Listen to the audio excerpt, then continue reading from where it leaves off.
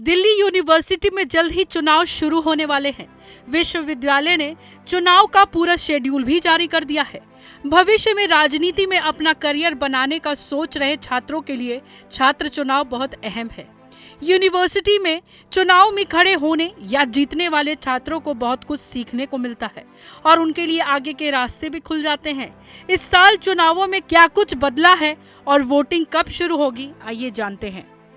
Delhi university में चुनाव शुरू होने से पहले ही कैंपस का माहौल बदल जाता है। दिल्ली यूनिवर्सिटी स्टूडेंट यूनियन चुनाव के लिए राष्ट्रीय स्वयंसेवक संघ से जुड़ा और DUSU चुनाव में करीब 10 वर्षों से सबसे सफल संगठन रहा है। अखिल भारतीय विद्यार्थी परिषद, कांग्रेस का छात्र संगठन, national student union of India, वामपंथी छात्र संगठन student federation of India SFI के साथ गठजोड़ बनाकर चुनाव लड़ने वाला ऑल इंडिया स्टूडेंट एसोसिएशन और हाल ही में शुरू किया गया आम आदमी पार्टी का छात्र संगठन association of students for alternative politics अपना कैंडिडेट चुनने और प्रचार प्रसार में जुट जाते हैं। कैंपस में हर तरफ कौन किसको क्यों वोट देगा, इस पर चर्चा होती है।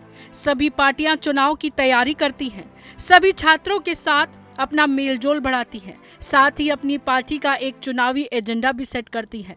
पार्टी से जुड़े लोग छात्रों के हाथों में पर्चे थमाते हैं, चारों तरफ पोस्टर और बैनर लगाते हैं, माइक और छोटी स्टेज लगाकर भाषण भी देते हैं।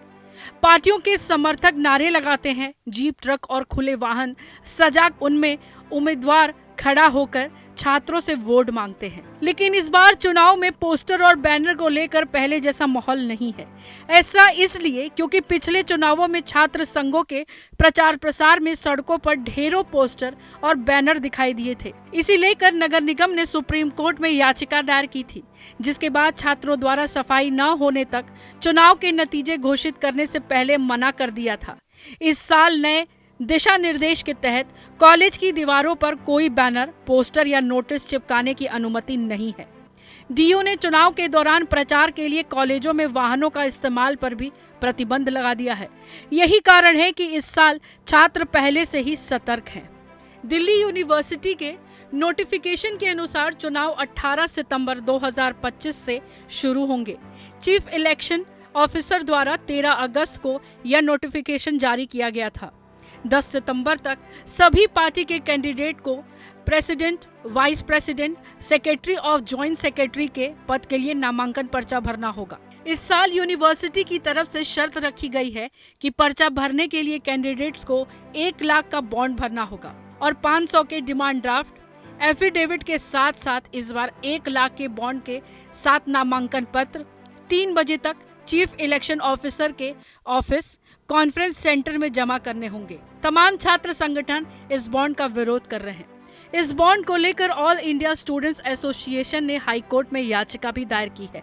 छात्र संघों का कहना है कि यह शर्त आम स्टूडेंट को चुनाव लड़ने से दूर कर रही है। हालांकि यह बॉन्ड हटाया जाएगा या नहीं, इस पर अभी तक कोई फैसला नहीं आया है। आयशा का कहना है कि 1 लाख रुपए के बॉन्ड को हटाए जाने को लेकर स्टूडेंट्स और संगठन ने विरोध प्रदर्शन किया था, लेकिन रजिस्ट्रार कार्यालय और मुख्य चुनाव अधिकारी की तरफ से इसे लेकर कोई जवाब सामने नहीं आया है।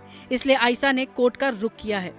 नोटिफिकेशन के अनुसार 10 सितंबर को नामांकन पत्रों की जांच पूरी करके शाम 6 बजे तक हर पार्टी की तरफ से चुने गए उम्मीदवारों की लिस्ट जारी कर दी जाएगी। 11 सितंबर की दोपहर तक कैंडिडेट्स नामांकन पत्र से अपना नाम हटवा सकते हैं। इसी दिन शाम 5 बजे फाइनल उम्मीदवारों की लिस्ट जारी की जाएगी। इसके बाद 18 सितंबर को वोटिंग होगी।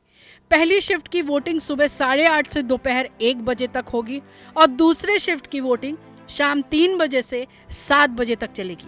इसके बाद बैलेट बॉक्स सील कर दिया जाएगा। अगले दिन वोटों की काउंटिंग होगी।